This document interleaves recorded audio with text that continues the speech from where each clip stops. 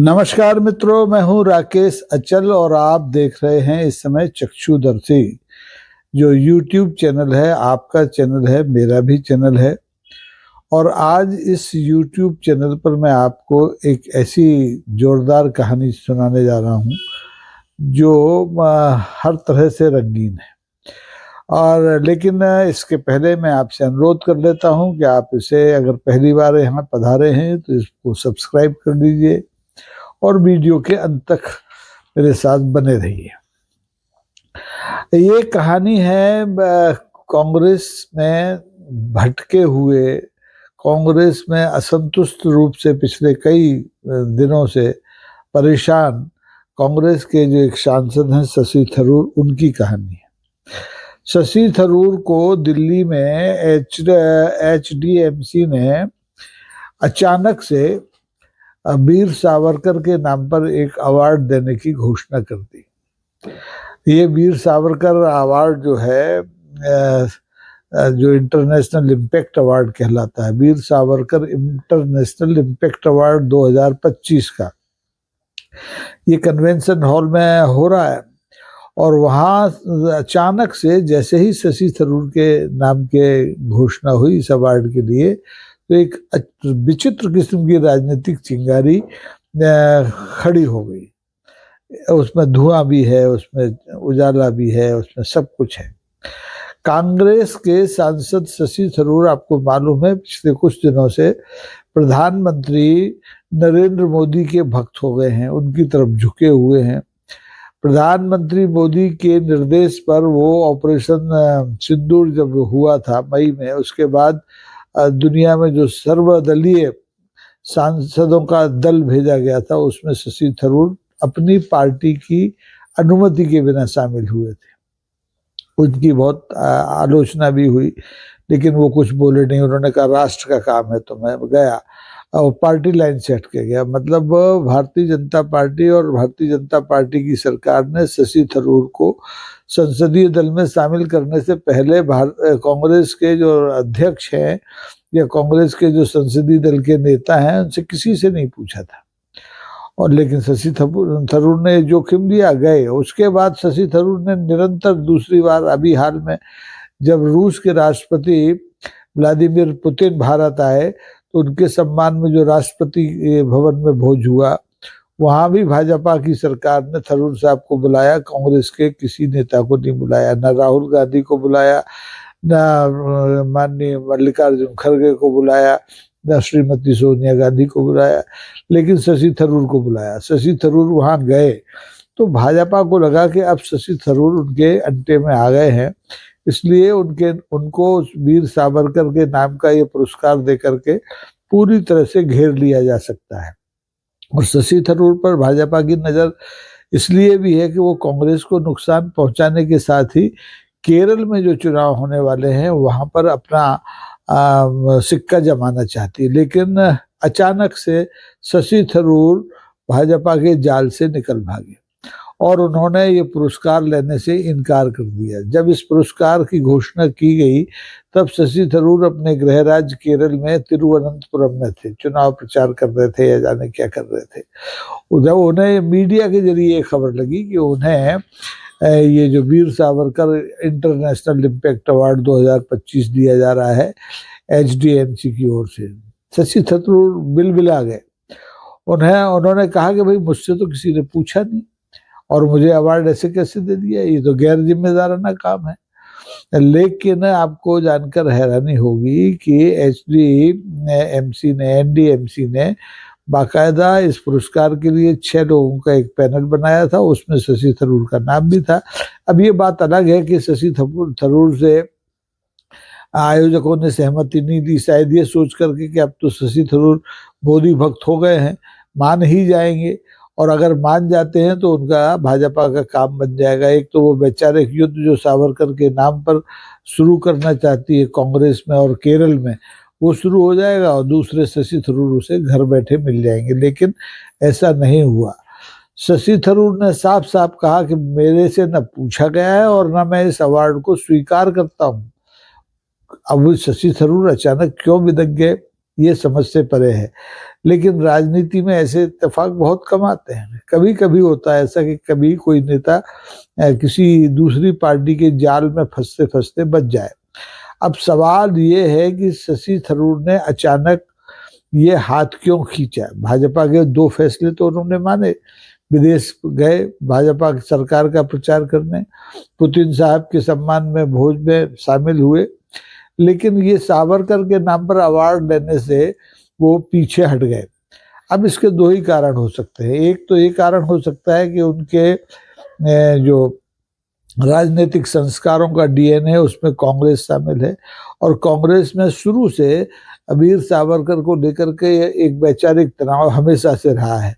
तो थरूर साहब जानबूझ के इस पचड़े में नहीं पड़ना चाहते कि सावरकर के नाम पर जो फायदा उन्हें होना है उससे ज्यादा नुकसान हो जाए। क्योंकि केरल में शशि थरूर की शायद ये मंशा है कि कांग्रेस पार्टी उन्हें मुख्यमंत्री पद का उम्मीदवार बना करके चुनाव लड़े, और केरल में कांग्रेस जो है मुस्लिमों पर निर्भर है। आपको मालूम है मुस्लिम मतदाताओं का जो बहुसंख्यक समर्थन है वो कांग्रेस को मिलता है। बाकी तो वहाँ वामपंथियों की सरकार है अभी।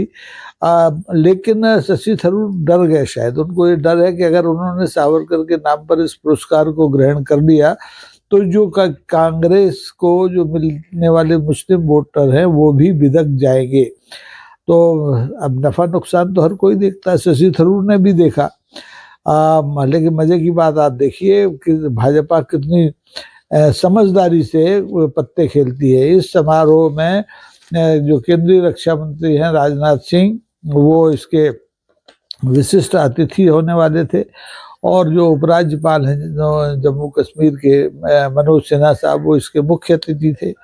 और HRDS का मंच तो आपको मालूम ही है कितना बड़ा मंच है।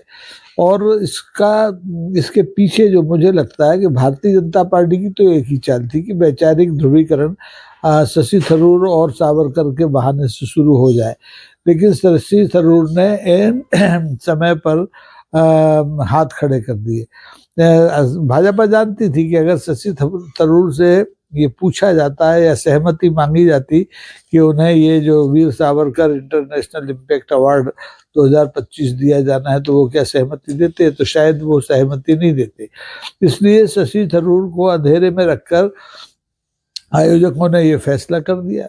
लेकिन शशि थरूर अब आखिर कच्ची गोलियां तो नहीं खेले हैं राजनीति में, वो भी लंबे समय से हैं। वो कांग्रेस के सांसद हैं, मंत्री भी रहे हैं, और भाजपा से उनकी नजदीकियां सर्वविदित हैं। लेकिन वो भाजपा का भी चरित्र जानते हैं और कांग्रेस का भी चरित्र जानते हैं। उन्हें अच्छी तरह से मालूम है कि भाजपा उन्हें अपने जाल में फंसा रही है, चारा डाल रही है।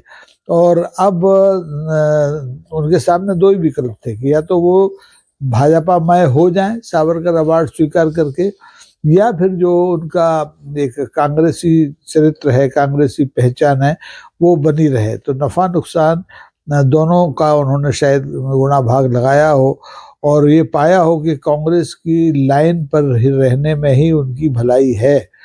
भावी राजनीति में कांग्रेस की लाइन जो है, जो सावरकर के खिलाफ है, वो उसके साथ अगर रहेंगे तो मुनाफे में रहेंगे। और अगर ऐन मौके पर वो भाजपा में होते हैं, सावरकर को अपना समर्थन दे देते हैं, सम्मान दे देते हैं, तो केरल के चुनाव में उनका नुकसान हो सकता है, उनकी राजनीतिक जमीन खिसक सकती है।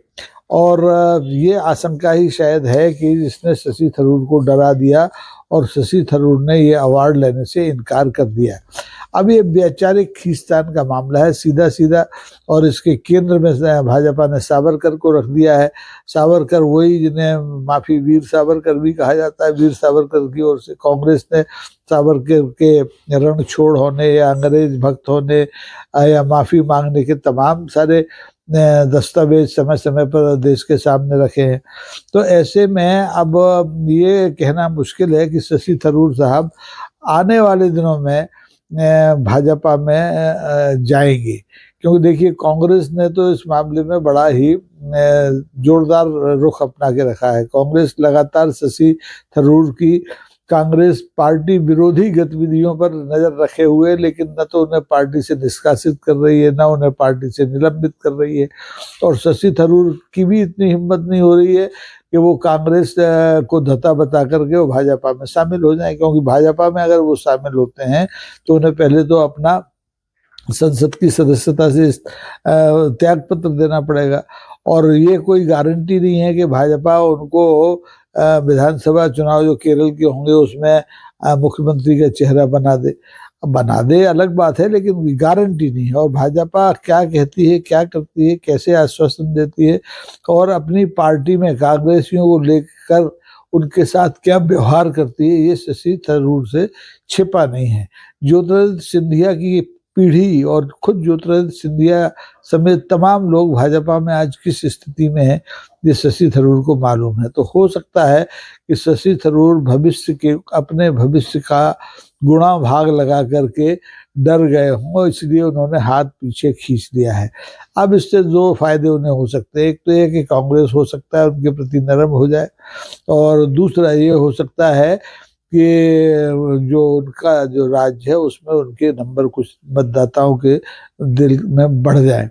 लेकिन अब इससे भाजपा भी उन्हें कहीं का छोड़ने वाली नहीं है। मुझे लगता है शशि थरूर ने जिस ढंग से सावरकर साहब को नमस्ते किया है, ये कहा कि इनके नाम का अवार्ड मैं नहीं दूंगा, तो अब भाजपा नेतृत्व भी खींच सकता है। और शशि थरूर की तमाम कमजोर नसें उसके हाथ में हैं, तो और उन्हें वो उसका दुरुपयोग भी कर सकता है। शशि थरूर को परेशान भी किया जा सकता है, और ये जोखिम शशि थरूर को उठाना ही होगा।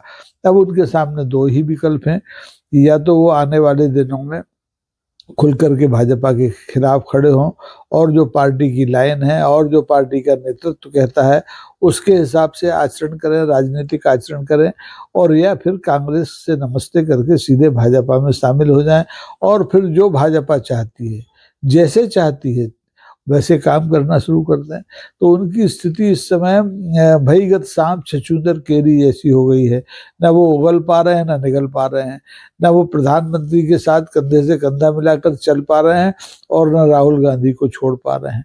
तो अब आने वाले दिनों में देखना होगा कि ये जो सावरकर नाम का जो एक फितूर छोड़ा गया है भाजपा की ओर से, इसका क्या असर हमारे शशि थरूर की भावी राजनीति पर पड़ता है। शशि थरूर का मैं तो निजी तौर पर बहुत प्रशंसक हूँ, अच्छे लेखक हैं, पर्सनालिटी अच्छी है, अच्छे वक्ता हैं, लेकिन उनका जो वैचारिक स्खलन है, जो वैचारिक असमंजस है, उसको देख करके मुझे कभी कभी उन पर दया आती है। आप शशि थरूर के बारे में क्या सोचते हैं, ये कमेंट बॉक्स में ज़रूर लिखें। बताएं कि शशि थरूर ने जो कदम उठाया है Veer Savarkar international impact award को लेकर के, वो सही है या गलत है, उन्हें ये कदम उठाना चाहिए था या नहीं उठाना चाहिए था। तो हम आपकी प्रतिक्रियाओं का इंतजार करेंगे और आपसे उम्मीद करेंगे कि अगर आपको ये एपिसोड पसंद आया होगा तो इसे आप अपने मित्रों को शेयर करेंगे, इसे लाइक करेंगे, और खुद सब्सक्राइब करने के साथ साथ अपने मित्रों से भी चक्षुदर्शी को सब्सक्राइब करने के लिए कहेंगे। ये एकदम एकल प्रयास है, मैं अभी इसमें कोई बाहर की दखलंदाजी नहीं है, इसमें अभी अतिथि भी नहीं आते हैं, सारा कुछ मैं हूँ और आप हैं, हम दोनों के अलावा तीसरा इसमें कोई नहीं है। तो आज के लिए बस इतना ही। देखते रहिए चक्षुदर्शी। नमस्कार, जय हिंद, जय भारत।